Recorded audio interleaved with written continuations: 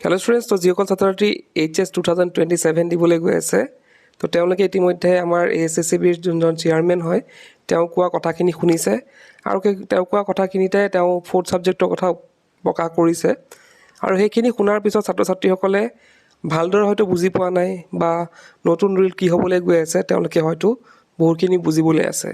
তো আজিৰ ভিডিঅ'ত আমি সেইখিনি বুজাবলৈ গৈ আছোঁ। আজিৰ ভিডিঅ'ত চোৱা তোমালোকৰ কাৰণে এক্সক্লুচিভলি লৈ আহিছোঁ সেই ন'টিছখন, যোন ন'টিছত 4th ছাবজেক্টৰ বিষয়ে ভালদৰে লিখা আছে। তোমালোকে নিজে পঢ়ি পেলাই বুজি পাবা, তথাপি মই বুজাই দিম তোমালোকক যে আচলতে হ'বলৈ কি গৈ আছে। তো চিন্তাৰ কোনো কাৰণ নাই, তোমালোকে ভিডিঅ'টো সম্পূৰ্ণ চাই যোৱা। তো ফাৰ্ষ্টতে লিখিছে in HS course curricula the student must have to appear in 6 subjects. এই লাইনটো প্ৰথমতে বুজি লোৱা যে কি কৈছে যে HSৰ যোনটো কোৰ্চ হ'বলৈ গৈ আছে আমাৰ এই 2027ৰ, তো তাতে কি কৰিব লাগিব, ছাত্ৰ ছাত্ৰীসকলে 6টা ছাবজেক্ট এপিয়াৰ হ'ব লাগিব, মানে 6টা ছাবজেক্টতে এক্সাম দিব লাগিব। আগতে কি হৈছিলে যে আমাৰ যোনটো 4th ছাবজেক্ট থাকে, আমাৰ টোটেল তোমালোকে জানিছিলে কথাখিনি যে আমাৰ 6টা ছাবজেক্ট থাকে, তাৰ এটা 4th থাকে, অৰ্থাৎ আমাৰ 5টা ছাবজেক্টৰ আমি এক্সাম দিলেও হয়, এটা ছাবজেক্ট এক্সাম নিদিলেও হয়। বহু সময়ত বহুতো ছাত্ৰ ছাত্ৰীয়ে দেখা যায় যে ফাইনেলতো তেওঁলোকে 5টা ছাবজেক্টৰ এক্সাম দিয়ে, এটা এক্সাম নিদিয়ে, যোনটো 4th কৰিম বুলি ভাবে তেওঁলোকে এটা এক্সাম নিদিয়ে। কিন্তু এতিয়াৰ পৰা কি হ'ব লাগিব, 6টা ছাবজেক্টৰ এক্সাম দিব লাগিব। ইয়াৰ পিছত দিছে and the result will be declared as pass only if student secure 33% marks in aggregate.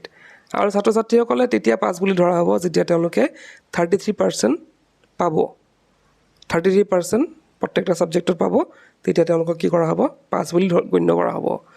In spite of the fact that even if he fails in one subject. এই কথাষাৰ মনত ভালকৈ বুজি লোৱা যে কি কৈছে, in spite of the fact that even if he fail in one subject however passing in English and MIL alternative English is compulsory.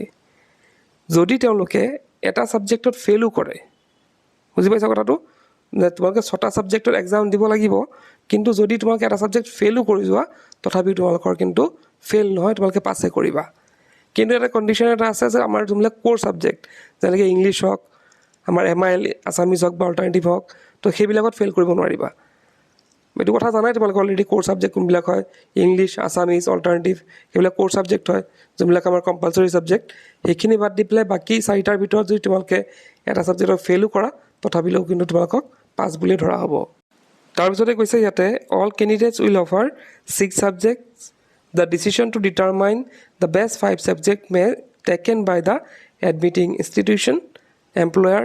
Further, it is informed that the SSAB Division 2 does not calculate declare informed percentage of marks. তো এটা কি কৈছে আৰু এটা কথা যে 6টা subject যে তোমালোকৰ দিবা তোমালোকৰ, তো সেইটো ASSCB কি নকৰে, পাৰ্চেণ্টেজ কেলকুলেট নকৰে।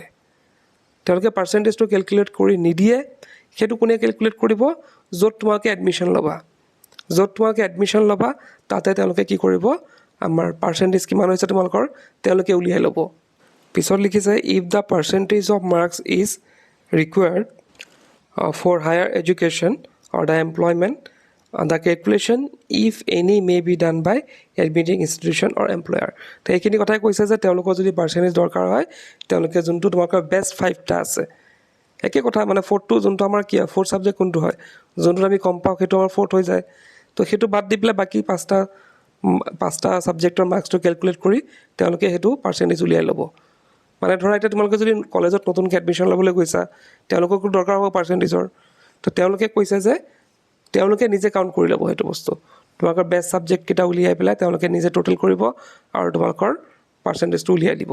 তো গতিকে ইয়াতে কোনো ধৰণৰ টোটেলৰ কথা নাহে, মাৰ্কশ্বিটখনত তোমালোকৰ অলপ বেলেগ ধৰণৰ হ'ব, ইয়াতে কোনো ধৰণৰ টোটেলিং নাথাকে।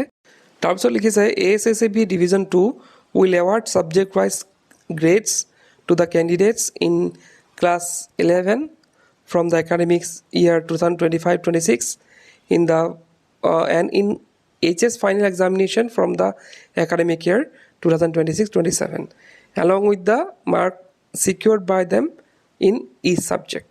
তো ইয়াতে কি কৰিছে, তোমালোকৰ গ্ৰেড দিয়া হ'ব, মাৰ্কছটো থাকিবই, লগতে তোমালোকক সেই মাৰ্কছৰ ওপৰত এটা গ্ৰেড দিয়া হ'ব। The awarded grade shall be reflected in the marksheet cum certificate issued in the candidate of class 11-12 mention এভভ তো কি কৰা হ'ব সেই তোমালোকৰ যোনবিলাক গ্ৰেড থাকিব সেইবিলাক মাৰ্কশ্বিট বা চাৰ্টিফিকেটত দেখা পাবা তোমালোকে তো এইখিনি আছিলে আমাৰ 4th ছাবজেক্টৰ কিছুমান ৰুল মানে ইয়াতে তোমালোকৰ ভয় কৰিবলগীয়া একো নাই মেইন কথাটো হৈছে যে তোমালোকে যদি ভাবি থাকা যে মই 4th ছাবজেক্টৰ এক্সামটো নিদিওঁ সেইটো নকৰিবা তোমালোকে 4th ছাবজেক্টৰ এক্সাম দিব লাগিব তোমালোকে 4th ছাবজেক্ট যোনটোৱে নকৰা কিয় প্ৰব্লেম নাই কিন্তু তোমালোকে সেই বিষয়টো এক্সাম দিব লাগিব মই এক্সাম্পল হিচাপে যদি মই ধৰিলোঁ যে মই ফিজিক্স কেমেষ্ট্ৰি বায়'লজি আৰু মেথছ লৈছোঁ আৰু ইংলিছ আছামিজটো আছে তো ফিজিক্স কেমেষ্ট্ৰি বায়'লজি আৰু মেথছ আছে মই ভাবিলোঁ যে মই মেথছটো কি কৰিম 4th কৰিম মই পঢ়া নাই মেথছটো একেবাৰে পঢ়া নাই বা অলপ পঢ়িছোঁ তো মই কি কৰিম ফিজিক্স কেমেষ্ট্ৰি বায়'লজি ভালকৈ দিম কিন্তু মেথছৰ এক্সামটো মই মানে যদিও মই 4th কৰিম কিন্তু মই সেইটো এক্সামত বহিম এক্সামত মই এপিয়াৰ কৰিম হয়তো মই পাছ কৰিব পাৰোঁ অলপ চলপ পঢ়ি পেলাই হয়তো মই পাছিং মাৰ্কছটো ৰাখিব পাৰোঁ বা মই ফেইল কৰিলেও কিন্তু কোনো কথা নাই তো সেইটোৱে কথা 4th ছাবজেক্ট উঠা নাই এতিয়াও 4th ছাবজেক্ট আছে তো তোমালোকে আগৰ নিচিনা বস্তুবিলাক অলপ জাষ্ট বহিব লাগিব এপিয়াৰ হ'ব লাগিব এক্সামত সেইটোৱে কথা বাকী চব একেই আছে তো এইখিনি আছিল আজিৰ ভিডিঅ'ত থাকি ক'লোঁ কিপ ৱাচিং একেলন